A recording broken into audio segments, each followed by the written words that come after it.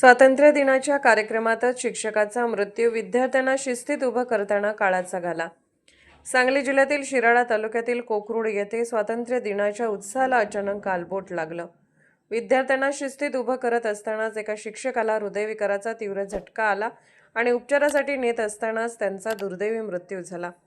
मनोहर शामराव कांबळे वय 45, राहणार नेरले, तालुका शेवडी असे या घटनेत मृत्यू झालेल्या शिक्षकाचं नाव आहे।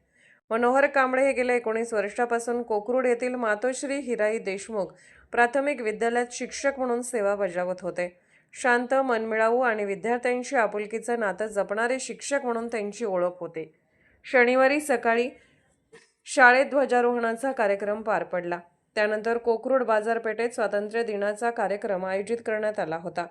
विद्यार्थी स्वातंत्र्य गीत सादर करत असताना कांबळे हे स्टेज समोर विद्यार्थ्यांना शिस्तीत उभं करत होते। त्यावेळी अचानक त्यांना चक्कर आली आणि ते खाली कोसळले। उपस्थित शिक्षक आणि युवकांनी तातडीने धाव घेत त्यांना सावरलं। त्यांना जवळच्या घरात नेण्यात आलं आणि साखरेचं पाणी देण्यात आलं। काही वेळाने त्यांना थोडं बरं वाटल्याने ते उठून बसले, पण मात्र काही क्षणात पुन्हा त्यांना हृदयविकाराचा तीव्र झटका आला।